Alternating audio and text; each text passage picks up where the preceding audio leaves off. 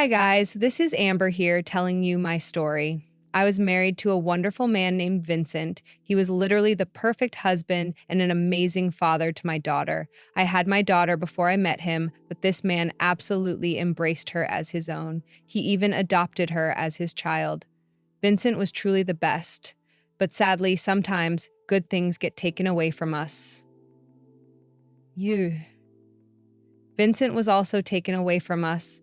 Vincent had a bad accident that ended up giving him a host of trouble. He was actually immobile for 2 months.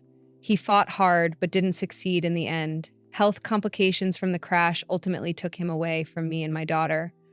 I can't tell you how much I miss that man. Anyway, this story is not about how I lost him. It's about what happened after my husband passed away. Here is where I should tell you about Jean, my mother-in-law, and Sarah, my sister-in-law. Let me begin by saying that Sarah and Jean are super entitled, although I haven't seen a single story where there are no entitled people. Anyway, these two easily take the cake for being super entitled. They didn't have interesting lives and relied on Vincent for a lot of things. Vincent actually had a very high-paying job, so he was loaded.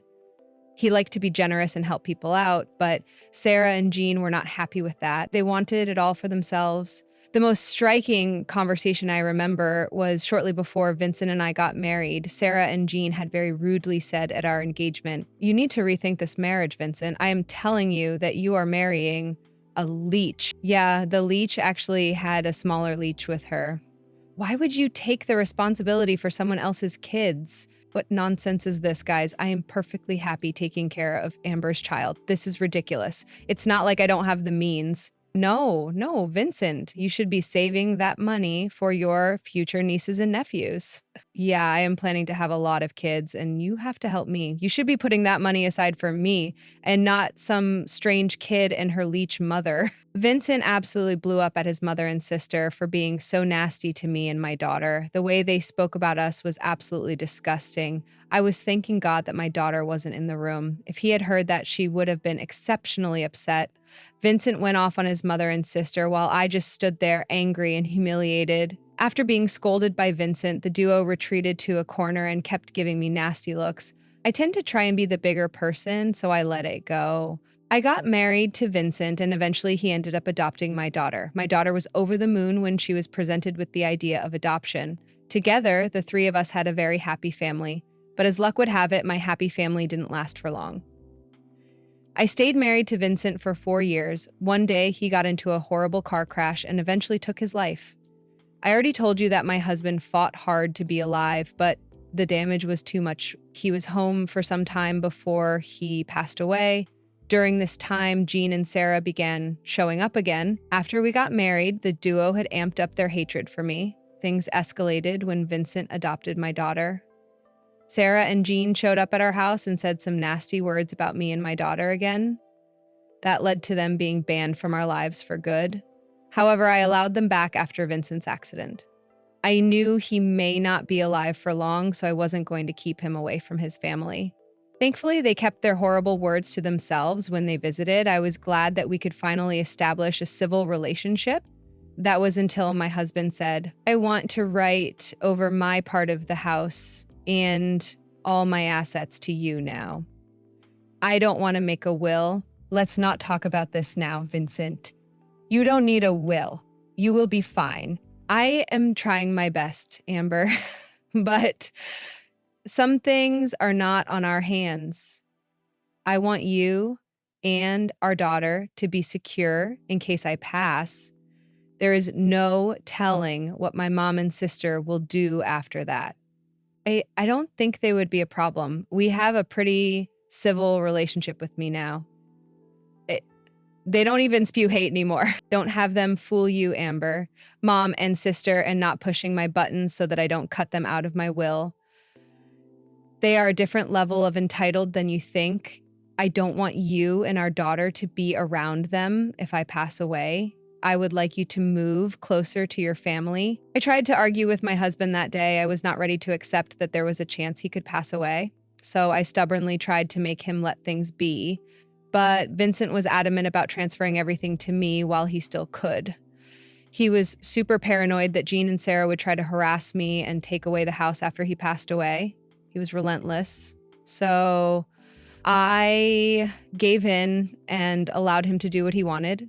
He was a very intuitive man, and I finally understood that after he passed. It hadn't even been a month since Vincent had died. I was having a hard time coping with what happened and making sure my daughter was coping as well. My life was a mess, and I just couldn't get over how suddenly Vincent passed away. Amidst all this, Jean suddenly showed up at the house with her suitcases. She told me he needed to stay in the house to feel closer to her son and all.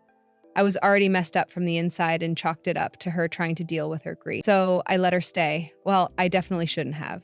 After 2 days, Jean suddenly came to me and said, "You need to clear a room in the house. I have someone coming over to stay here." I'm sorry. Who is coming over, Jean? My daughter is moving into the house soon. She has already ended her lease and will be coming here in a month's time. Excuse me? Why is she coming here? What do you mean why she's coming here? She will stay here from now on. I don't think I am comfortable with that, Jean. You should have talked to me first. Anyway, Jean actually laughed at me when I said that.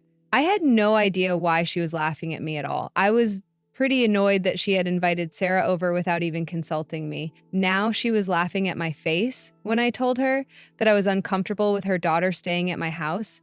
I said, "Why are you laughing, Jean? I don't understand what made you laugh so much." The fact that a leech like you wants me to ask you for permission is making me laugh. Do you really think you have the power to give me permission to bring someone? Yes, you definitely need my permission to bring someone home. Also, you are being very disrespectful to me by calling me a leech. I am not being disrespectful at all, Amber. I am just saying things how they are. Besides, you won't be in this house for long anyway. Now, my mother-in-law was actually telling me that I wouldn't be in my own house for long. What was happening would seem bizarre to a lot of you, but I knew exactly what Jean was implying. Her audacity was really making me shake my head with disbelief. I knew that she was telling me that she would kick me out of the house. Still, I feigned innocence and said in a clueless tone, "What are you talking about, Jean? My late son had borne your burden for years. You and your daughter had spent all of his money, so nothing was left in the will for me and Sarah. But this house is here and we are entitled to be here. You, however, need to leave this house and go somewhere else. This is my late husband's house. So I don't know why you think I should leave this place. You already had enough of my son, Ember. He is dead now, so you can't use Vincent to keep us from enjoying his wealth. Since he was my son, his house is my house too. But you are just a leech, so leave with your stuff and your daughter." I was stunned to know that my mother-in-law would go this far in getting an inheritance out of Vincent. Her son was dead, but she was more concerned about who would live in the house he owned. She was already planning to kick her son's wife and adopted child out so that she could enjoy the place with her useless daughter and her family. I don't know how she concluded that I was the leech when they were the ones acting like entitled parasites. I was shocked, but decided to play along. I said, "Wow, it's been barely a month since Vincent died, and you are already thinking about how you will take over his house. That's awesome, Jean." Being sarcastic won't help you, Amber. You need to empty this house and leave. Very well then. If that's what you want, I will do it. I will take my daughter and my stuff and leave this house for good. And for your added advantage, I will never come back here. There. It wasn't that hard, now was it, Amber? Now be a good girl and do what you have been told. Since I am feeling generous, I will give you a month to empty this house. I won't need a month, Jean. I will be gone faster than that. You wouldn't even have to wait a week if I had my way. That would be even better, Jean. Remember what you said and try to move out within a week. It will be better for all of us involved. Jean strolled away, feeling victorious that she was able to kick me out of her late son's house. I bet she started to make plans on how she would host parties and call her friends over to show off her new place to them. Jean always had this habit of showing off her things to others. I knew she would do it this time as well. I also knew that she would excitedly give her daughter the good news and start making plans together. I really wanted to know if she was going to do that. So, a few minutes later, I went near Jean's room to see what she was up to. The door to her room was ajar, and I could see that she was on video call with Sarah. As usual, she was being overexcited and planning some kind of housewarming party with Sarah.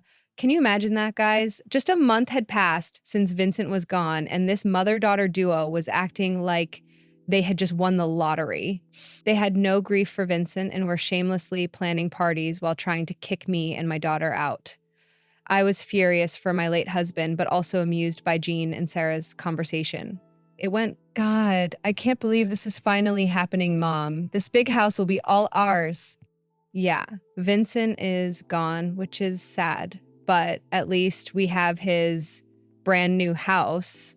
Now, I wonder what you did to get rid of that Leech and her daughter. Tell me what you did. I am so curious. I didn't have to do much, Sarah. I just reminded Amber who we are and showed her place in this house, which is, of course, out of this house. Wow, Mom, you are really a champion. You got rid of her so easily. I thought we would have to go through more hassle to remove her. Well, your mother did it in no time, Sarah. She was so scared that she said she would move out in a week if possible.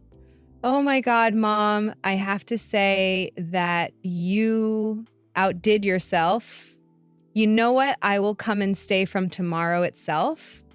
That way we will be able to drive her away faster than a week. She will be so scared of us that she will leave even sooner. Sarah and Jean then kept laughing between themselves and making fun of me and my daughter.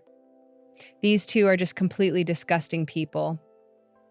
I was a little angry after listening to them talk, but quickly I remembered why I told Jean that I would empty the house within a week. What, did you guys really think I was going to hand over the house to them? Well, obviously not. Now, I could have just told Jean that the house was completely mine. That would have solved the problem right then. But what's the fun in that? Those two have been downright nasty to me and didn't even respect my late husband's memories. Instead, they were planning to have a blast in the house while throwing me out. I couldn't just let time get away with this. There was no way they would stay in my house. But I needed to deliver this news to them in a very different way, a way that would really hurt them. So I went to my room, locked the door, and called my real estate agent. He said, "Did you make a decision on the house, ma'am?" Yes, I have made a decision. I would like to sell this house. I don't think staying here and dealing with my late husband's family is something I want. Besides, Vincent always wanted me to move back to my hometown after he died. I think I would do just that. I understand, Mom. Your house is really beautiful, and it will fetch a great price, too. I have a lot of serious buyers looking for houses, so I think selling this would be fairly easy. That's really reassuring. You know what? Just do it. Find a buyer for me as soon as possible. There is no reason to let this house sit on the market. Just find a nice family with kids, someone who would appreciate the house and the memories made her. Sure, I will keep that in mind. Anything else you would like to add? You said that you can sell this house in a week.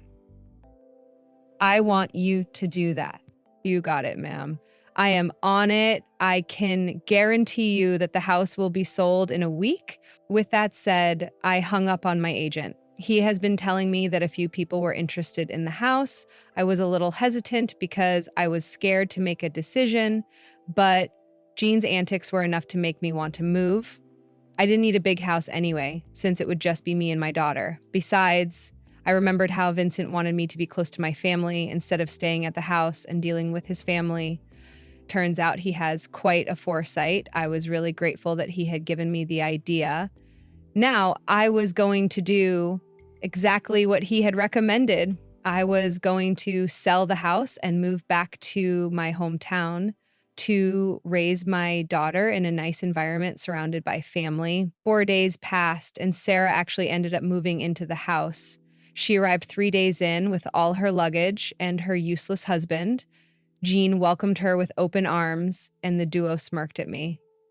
They also reminded me to move out soon because I was taking up too much space and needed to leave as soon as I had promised. I simply smiled at them and said, okay.